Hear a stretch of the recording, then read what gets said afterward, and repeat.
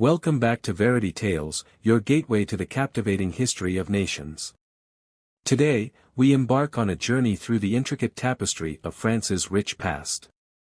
But before we delve into the annals of time, I implore you, dear viewers, to subscribe to our channel and join our community of history enthusiasts.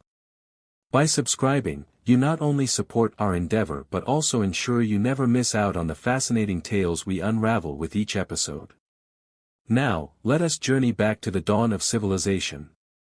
Modern humans developed art in caverns 30 to 10,000 years ago, while Paleolithic hominids migrated to France. Around 600 BC, Greek and Phoenician traders settled along the French Mediterranean coast, while Celts headed west from the Rhine Valley to form Gaul. Romans conquered part of Gaul under Julius Caesar in 57 to 52 BC, and it remained Roman until the Franks came in the 5th century AD, when the Western Roman Empire split up into tiny agricultural communities.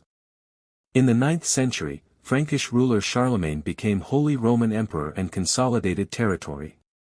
After his death, his three grandsons acquired parts of his empire, which roughly corresponds to France, Germany, and Italy.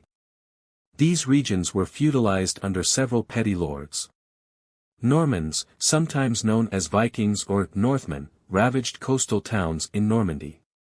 Their 1066 invasion of England established Duke William, known as William the Conqueror, as king.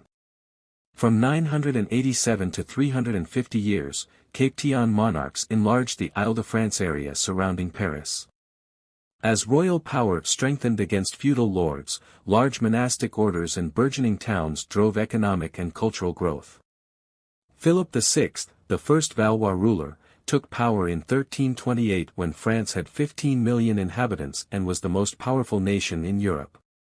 Medieval European culture peaked in its Romanesque and Gothic architecture. This nation and others in Europe suffered a demographic disaster after 1348, when the bubonic plague invaded France via Marseille and destroyed a third of its people.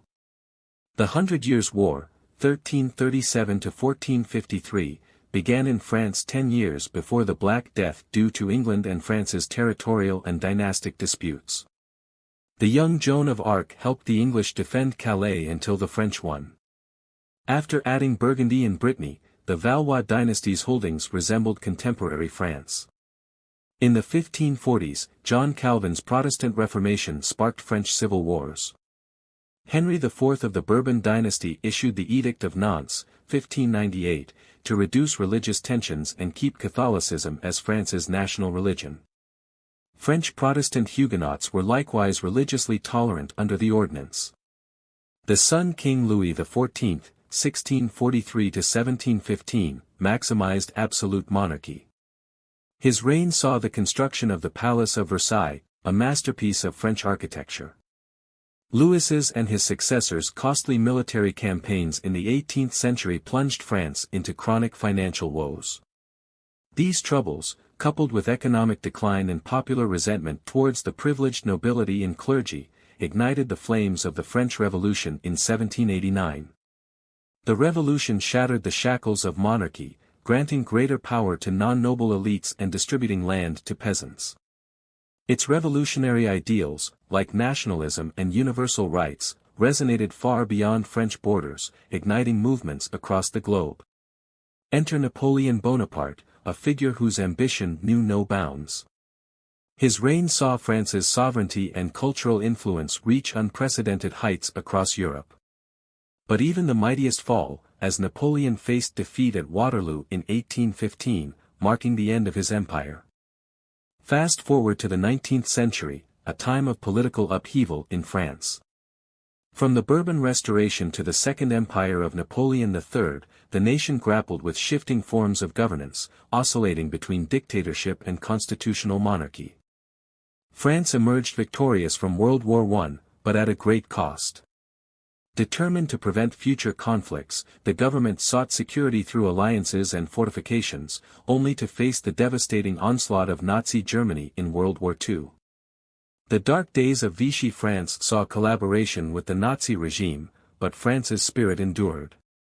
With the Allies' liberation in 1944, a new chapter began under General Charles de Gaulle's leadership. Post-war France played a pivotal role in European integration, laying the foundations for the European Union we know today. From the Treaty of Rome to the establishment of the European Economic Community, France championed international cooperation. But France's journey didn't end there. From struggles for independence in former colonies to domestic upheavals like the May 1968 protests, the nation continued to evolve, shaping its destiny amidst challenges and triumphs. Socialist François Mitterrand, a figure of remarkable endurance, presided over France for an unprecedented 14 years. His tenure was marked by a whirlwind of political shifts, including two cohabitation periods with the centre-right opposition leader. Mitterrand's era witnessed historic milestones, from the appointment of France's first female prime minister, Edith Cresson, to the implementation of sweeping reforms, including a shorter workweek and the abolition of capital punishment. Yet, Mitterrand's legacy extends far beyond France's borders.